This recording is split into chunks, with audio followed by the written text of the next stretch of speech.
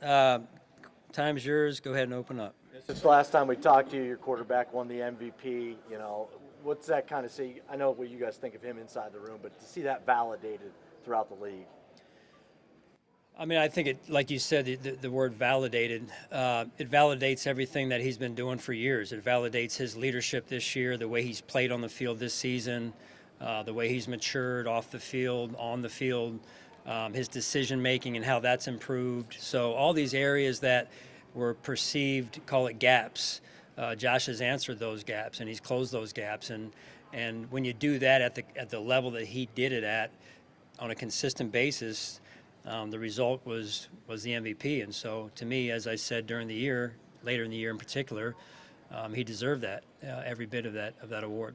Hey, Sean, you're in the second year of talking about the kickoff rule the last couple of days. Do you see the rationale in a 35-yard touchback, or do you think it's still a little ways away from it? Yeah, I'm not going to get into where it's at in terms of being approved or not. Just my own opinion on it.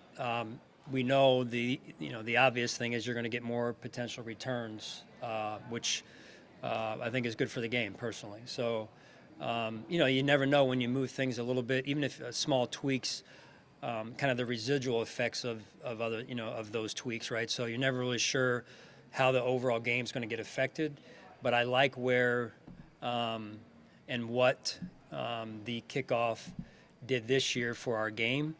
Do we leave it alone, or do we move it a little bit just to the right or to the left? And so we'll see where that goes. Sean, you reportedly made a change as special teams coordinator. Could you confirm that you moved out from Matthew Smiley, and what went into that decision? Yeah, I did. I can confirm that. It's a hard business, right? Unfortunate part of the business, the hard part of my job. And those decisions are hard decisions. And so, I know what I said after the season there. And for me, it's wanting to take my time and go through it and making sure that I fully evaluate the position, but also where we need to go with that position. And so that was the reason for the timing on it. Matthew Smiley is a heck of a person, heck of a coach, and I can't thank him and his family enough. Sean, can you also break down the other coaching moves you made? Yeah.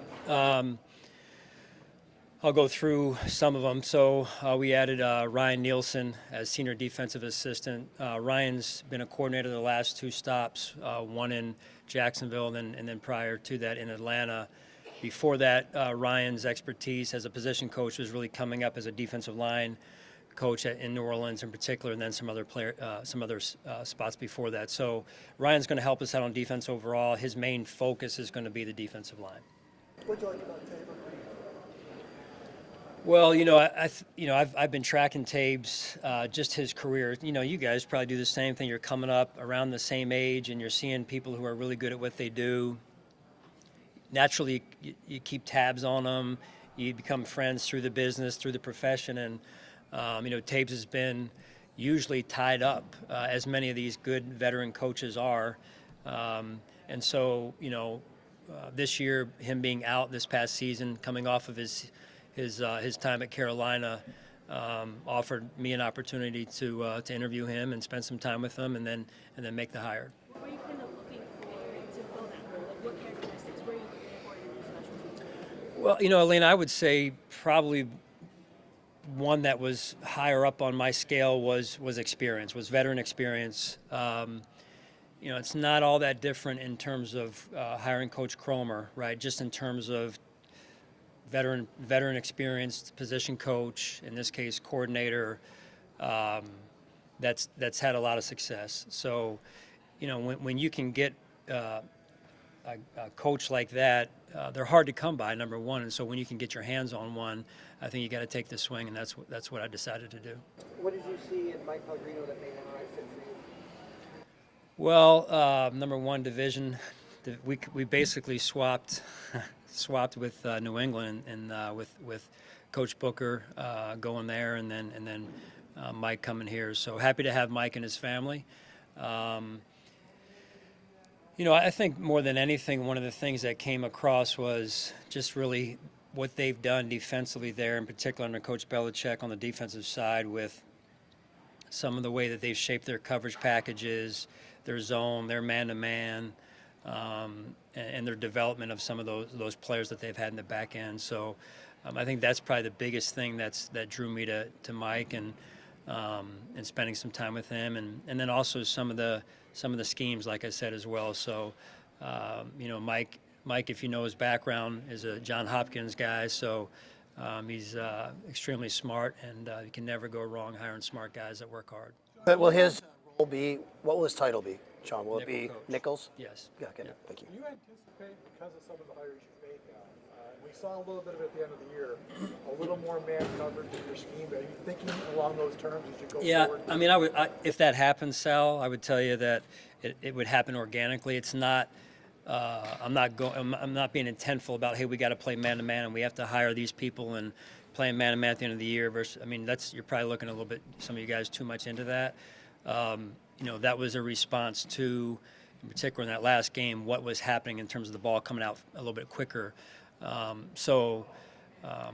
going to do and evolve in the off season how we feel like we need to go and evolve defensively. And I think it's important that you have a vision for what the league is and where offenses are going, and then again how we need to be out in front of that curve. How much do you change philosophically based on the personnel that you have when you even get to training camp, even how you set it up? Once you see your team and get them out on the grass, how much do you kind of change over the course of time philosophically based on who you have? Well, you said it all right there, Ryan. It's I believe spring is, I'll lay it like this. Spring is for taking what you've seen on tape in the off season and studied, and basically saying, let's try it out. Let's experiment, right, for lack of a better word. And then from there you refine it down, sharpen it, and say, this is what we liked. This is what may fit us best based on what we know about our players to this point. And then you go and you basically get yourself to a training camp menu that you're really now trying to build the reps with.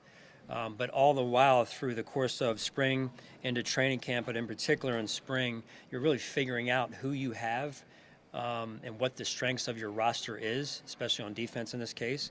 And then you're seeing it in a similar way in training camp, but now with full pads on, playing the real game of football, which sometimes can change. You get a little bit of a false impression on someone in shorts and T-shirt, and then you get to the game being played on the field in pads, and you can kind of tweak and adjust from there. So our system is predominantly built around who we have and what they do best.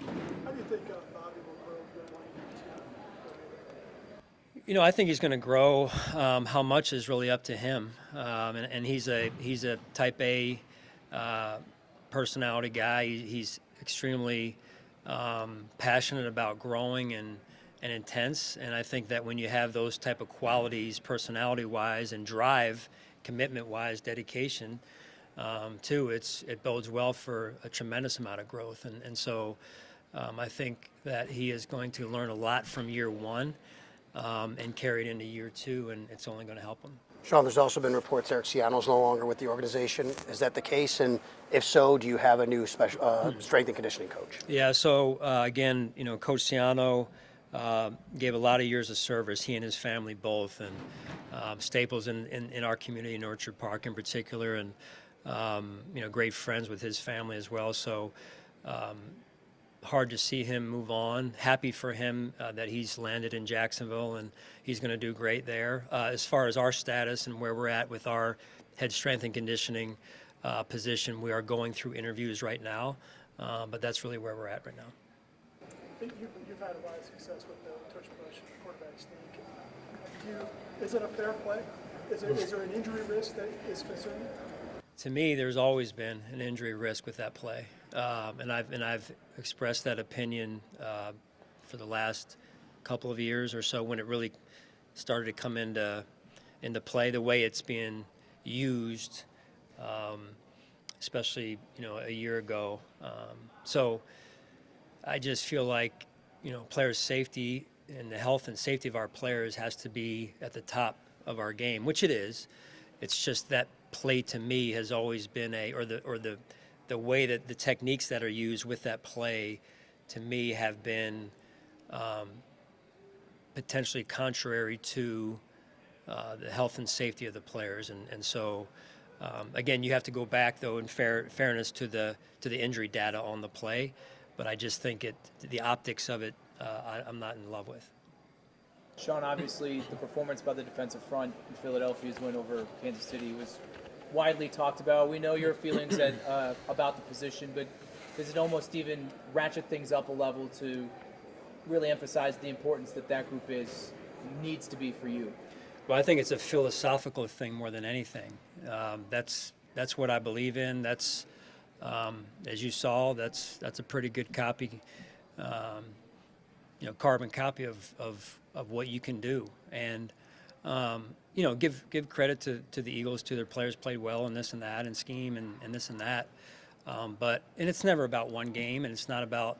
It's just overall, generally speaking, you have to when you're in these seats, you have a general philosophy on how you believe the game should be played and how things are built, and so it's really what I came from years ago in Philadelphia, ironically enough, and I've talked about it since we've been here. So that was a heck of a game to watch. Been very outspoken about his upcoming contract status in the media this offseason. Not asking you to get into the weeds there, but do you have any perspective on that in terms of what he's asking for and what the team values James in his position as the starting running back? Well, I love James. When you're a coach, I'm going to take the business part out of it for a second if I can. When you're a coach and you're on the field with these players and you're in the meetings and you're watching them develop on the field, off the field, he's a great example of one of the joys of that comes with coaching is developing and watching a young man develop in both of those areas, and then to go on the field in this case, this year in particular, and have the success that he experienced and how he helped our team. It's just a great feeling as a coach to watch a young man do what he did, and the business part is going to take care of itself. Brandon, I know, is on top of that, and he will be on top of that moving forward. Sean, going back to John's question about the defensive line and what the Eagles were able to do, and maybe the blueprint for beating that team that you guys are trying to get past in the Chiefs. You mentioned Coach Nielsen and him having a focus on the defensive line. Is that an area that maybe you've identified here after the season as a group that you need to see a collective improvement from up front there? Well, I don't think you can ever have enough good coaches, in particular at those critical positions. And so when Coach Nielsen came available, again, you look at his career and where he went, and it's hard to get your hands on, and I'll use the defensive line, it's hard to get your hands on really good defensive line coaches, and he has that pedigree. He's had that success at that position. So the short answer on it is it's about acquiring a really good football coach that happens to be a defensive line coach as well, and he'll team with Marcus and Rebs as well in that position. And so when you can put good coaches around yourself as a head coach, who have been there and done that at a high level, it bodes for good things in the future. And so techniques, fundamentals, intensity, I'm just talking about the things that from a coaching standpoint. So anyway, from a coaching standpoint, those are the pieces that I control, and I'm always trying to add the best possible coaches that I can. Sean, I remember last year you talked about how, at some point in the offseason last year, you talked about how imperative it was you needed to get a field stretcher on offense. A field stretcher as a receiver. Yeah. And really, you really didn't get that guy. You had a lot of guys that were intermediate. Is that a need that you have to address, whether it's free agency or the draft? Well, without getting too much into strategy and whatnot, I am a believer in that speed, stretching the field. Not just vertically, but horizontally and vertically. I think it just opens up a defense, and so I thought we did that at times. Probably not enough this year, and not just throwing the ball deep. It doesn't always mean that. It means taking a short pass and taking it, and some good rack yards for us in production. So I thought overall we did some good things in that wide receiver room. I really do. Can you always benefit from adding more speed? Absolutely. Yeah. Just expanding on that, can you talk about the development of Keon Coleman, and then on top of that, just what you think of the wide receiver class this year? Well, I'll just start with the wide receiver class this year. My exposure is 0.0, and these guys, the local people, know that that's what it is almost every year I come here. Usually, thankfully, because we play later in the year in the playoffs, but also because I like to come in with a blank slate for the most part and then make my own evaluation and opinion on the player. As far as Keon goes, I thought he had an up and down first season. I really do. And I mentioned that after the year. I thought he got off to a start that he built momentum through, and then he got injured. And then from there on, it was rather rocky, I would say. And we're looking for him to learn from those moments of adversity and come back and have a really, really, really strong off season and get himself going into the start of season 2 here. When you have a conversation with a very young player like that, him in particular, who seems to have a lot of positive energy around him, how did he respond to that kind of evaluation?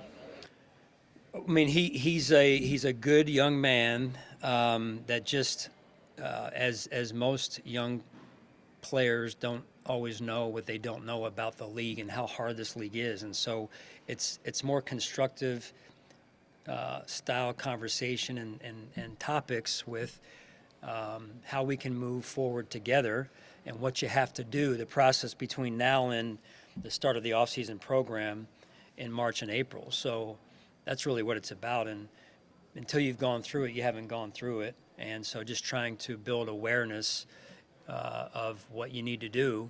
There's a lot of people who come in and have a good first year, and then another rookie at the same position doesn't have the same level of success. And then what you find, and it's kind of human nature, is the person who had great success that first season kind of relaxes a little bit and downshifts, thinking that they understand how this league works. And it's actually the player that didn't play much in the first year comes and has a better second year than the first player does. And it's just a weird dynamic to me, but it really makes sense when you think about it. Like, you have to stay urgent. You have to stay on the gas, or this league will eat you up, whether you're a player, a coach, whatever it is. And that takes a certain type of person with a certain drive and determination and fire in their heart. And it's going to be Keon's turn to show that he has that this offseason. Sean, Benford had back-to-back concussions. Has he been cleared? Yes, he's been cleared. He left. Don't quote me on this, Ryan, but I think within a week after the season ended, he was cleared to go. Yeah. Tommy Doyle announced his retirement. I know that he hasn't played, unfortunately, the last couple of years, but you had him around a lot, and he was with the guys. Can you just kind of take us into your relationship with him and watching him and unfortunately having to call it quits? Yeah, I mean, you're getting into now some personal stories, right? Just if a movie could be made about Tommy Doyle, there needs to be a movie made. Just because of what I'm saying is, you see these personal interest stories that pop up on shows, and before, watching the USA play Canada the other night, and these personal interest stories that are popping up about the players on each team and the stories. And it's just, to me, fascinating to listen to the journey of how these players get to where they're at. Tommy, no different, right? Comes in, drafted where he was drafted, and gets off to a really, really good start, and then experiences what he went through, and then that journey, that next chapter of his life and his career began.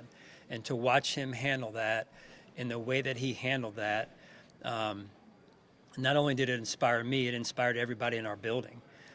And to watch a young man grow in his faith in God through the course of that, to me is, again, the NFL is hard. The NFL, I understand, is about results, but it's awesome to see when a young man is able to handle an adverse situation and really come out of it. I don't want to say in a better spot, but darn it, man, he is going to be successful at whatever he does. He's a winner. You talked about the year 2 player that maybe takes a step back. Do you feel like Dalton Kincaid falls into that category, or is it mostly about health? I would say, in my opinion, as I sit here right now, I feel like it's mostly about health. Now, are there some things he can do as well that he needs to do to continue to do this? Yes, and he's very aware of those things. And the thing about Dalton that I want to make sure everybody understands is he is as serious about football and his improvement as anybody on our football team. He loves the game. He loves to compete. And some of the way he plays is a reflection of his competitiveness, right? He's not a big tight end, but he plays like a big tight end. And within that, he's been hurt a little bit in year one and then again in year two. So the most important thing that we need to do, and we need to help him with, and he needs to do as well, and taking the lead on this, is getting stronger and more durable for us to be out there even more. So I don't question his ability. It's just can he get strong enough from a play strength standpoint to help us every week of the season, and in particular in the playoffs when we need him the most. Sean, was that a conversation that was had after his rookie year, or was it something that you came to that realization more as year two went on that he needed to do that? In terms of after year two, you mean this past off season, Jay? Or The idea of needing to add strength to increase durability, it seems like maybe that would have been a conversation after his rookie year going into year two. So my question is, was that conversation had at that point, or did it become a realization in year two that you maybe needed to do that? No, I think the awareness was there both years. It's just a matter of, hey, how soon do you develop some of that, and then how, when you're able to stay healthy enough too, that they kind of go hand in hand a little bit, right? Stronger, more success, potentially more durable, all that stuff. It works together. So that awareness was coming after year one. But I would say when you're just after year one, he had such an incredible year after year one. It was still there, but probably when you go into the second year and then he experiences another injury, right, or two. Now it's starting to add up. Hey, we gotta find a solution to this for sure, right? Because it's not, going from year one to year two, probably didn't get to where we had hoped he would get to from a strength and durability standpoint. But now 2 years in a row, you start to build. It's starting to become a tendency and a pattern. So we got to get this thing stopped. Sean, where is Terrel Bernard, do you think, in his development, being the captain this year? Few less splash plays than the year before. Where is he in the development, and where's he going? Well, I would say that TB is to first and foremost get a C on your chest when there's only 2 given out, and you're just your third season as a pro. I think really speaks volumes about who he is and how his teammates view him. So that's number one. 2 is his play. I think at some point he turned a corner and started to make some of those splash plays again. And I think it was maybe, don't quote me on this, mid to mid plus point of the season, where he was starting to get some of those same plays. And I think what happened a little bit was early on, coming off of a really good year two, maybe trying to do a little bit too much at times, right? And that sometimes happens also when you get the C on your chest of, hey, you're good here, you're good there, and all of a sudden, oh wait, hang on, I got to make sure I'm locking down my part as well. So we had conversations about that after the season, right? With, hey, leadership comes in a lot of different forms, but first of all, you start by leading yourself. And he had great intentions all the way through the year. It was just, hey, let me understand this role of a captain, and then now my play starts to pick back up again. And I think we saw that towards the end of the year, in particular when that Baltimore game stands out. Re-signed Shane. You gave Mike White the extension. Mitch is still around. How do you see the quarterback position beyond Josh Allen as you dive into the offseason here? Yeah, I mean, we got 4 guys in there, and I played quarterback in high school. I'm thinking I may try it a little bit too, wing T, right? But why not? We got add a 5th. That's right, option. We can go either way with it. Although the wingback said I never pitched it, but I remember once or twice I pitched it to him. But no, we've got a really good group in there. It's a fun group. They work well together, and that's huge for Josh and Josh's continued growth. And you want to be happy when you're coming to work every day, driving down that driveway at One Bills, and when you like who you're going into the room with, that's a big piece. Now, having said all that, you got to be able to play and get the job done as well. And I think that'll be, I know, that's going to be a very intentional part of our off season, part of our spring, part of training camp, to see, hey, when you get in the game, what does it look like, and how good can we be at that position? Sean, this is your Yeah, love Vaughn. I mean, I thought, Vaughn, I think people sometimes forget, came in and had success early, and then he went through the knee situation. And the thing I love about Vaughn is he very rarely, if ever, used kind of the victim role approach. He always was, hey, I'm coming back. I'm going to be back. I'm working on it. He's just so elite with his mental. To come off of a knee injury, in particular when you're 30 plus, is a challenge. And I thought this year was a lot better than the year before, and that's really what you want to see. He only had 16 snaps against Kansas City. Were you trying to maximize his pass rush snaps there? It was a low number. Yeah, it was low. Ideally you can get him into third down, and I didn't think we won enough first downs or second downs, early downs, to get him into third down or third and long enough, mark in that capacity. So sometimes those go hand in hand, and ultimately it's also a role feeling the game on the sideline too. And hey, we're not getting into a lot of third downs, so let's get Vaughn some work on first and second. So those go hand in hand as well. Sean, this will be your 8th draft with Brandon.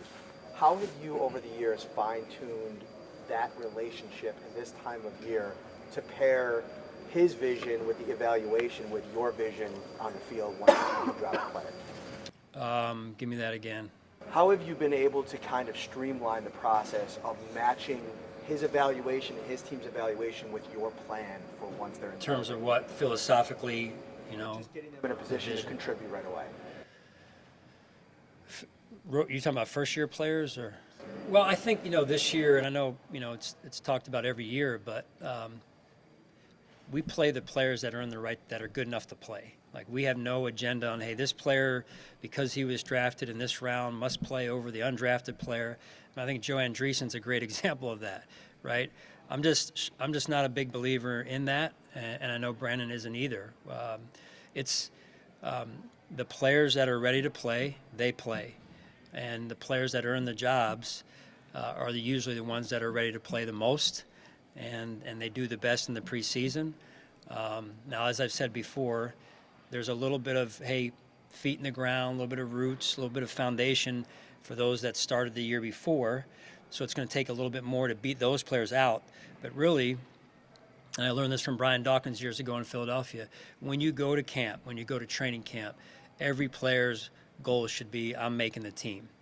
And even if you're an all-pro, like Brian Dawkins and Hall of Famer, it's make the team, and it's got to be earned. And so when a player like that takes that approach, I think all of us, coaches included, can take that approach. Great transition from Brian Dawkins. I was just going to ask you about safeties. And you got Cole Bishop, who got his feet wet. Tomorrow's a free agent. Taylor obviously was hurt at the end of the year. How do you assess that position, and is Cole maybe ready to step up into a bigger role this year? Well, I think we'll see, honestly. You never really know, but it's important. When you draft players, that they come in and they play, whether it's year 1, year 2, whatever. Usually there's hey, if you haven't played by the end of training camp at year 3, something could be going on, right? So I think in Cole's situation, we'll be counting on him to have an impact on our defense. One of the biggest challenges that he went through last year was the injury during training camp, I believe it was, or a lot of training camp. And then he got behind, quite frankly. And so I think more than anything, it's what is he, similar to Dalton, similar to a lot of the players going from year 1 to year 2, what does he come back looking like, right? Does he come back looking like he just busted his tail when in the time when he was away from us, and he was a madman and getting himself ready to go and to really kick some tail out there, and he has a mastery of the defense, and he's coming back, and now he's not thinking he's just playing. We'll know. I mean, we'll know. It doesn't take long to know when a guy walks back in the building if he's worked or not. I have a lot of confidence Cole's wired the way that he will be a player that will put in the time and work. But again, you really don't know until the player comes back. So I'm not going to sit here and make guarantees he's going to do this or that. At the end of the day, he's going to have a chance to win the job. And, that's when you draft a player where we drafted him. You want him to win that job. But he's got to do it. We can't do it for him. Hey, Sean, when you guys start talking to players this week in that meeting, do you observe or do you really ask a lot of questions, you personally? A little bit of both. So the way we do it, and I don't want to give away, Brandon's secrets and strategy in the meeting room, but there's a little bit of film involved and a little bit of get to know you, but more so we kind of already know the background on them. And so, usually Brandon will start off with a couple questions, and then the coaches, the position coach in particular, or the coordinator, will get onto the film with the players. So I kind of jump in where I feel like I need to, whether it's on a personal thing that I'm just not feeling great about that the player may have talked about, or something that's not jiving with their answers coming off of the film from a mental standpoint. So it's hard, 15 minutes, and especially with the way these guys are, taught, educated, however you want to say it. You can kind of come across one way for 15 minutes and then be somebody else a little bit on the field, off the field, outside of those 15 minutes, right? So it's trying to find in those 15 minutes a little bit of gut instinct on what we're looking at, what we're dealing with. Follow up on that. When you have a top 30 guy come to the facility, do you always spend one-on-one time with that player? Yes, yeah. Is that And it's not always one-on-one. It's usually either one-on-one or it's in a leadership group. Myself, Brandon, some of our other top-level scouts usually sit down together, if we can, and meet with the prospect. Just curious about the coaching up of the prospects. Was there a time frame that you can remember where you went, oh wow, these guys know the answers to the test before we give them the test? I think it's evolved over the years. It's been a gradual evolution, right? Which is what you'd expect year to year. The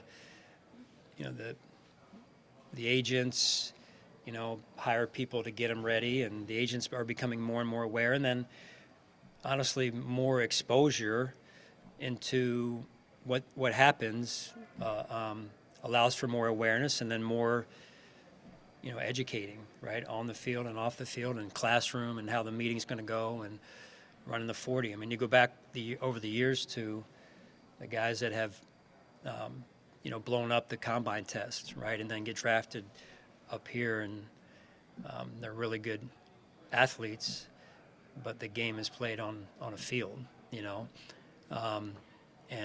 it's not a 40-yard dash. So it's that blend, right, because you guys know it. When somebody comes out here and runs a 4 whatever, or jumps, yay high, all of a sudden they start moved up on people's boards, and,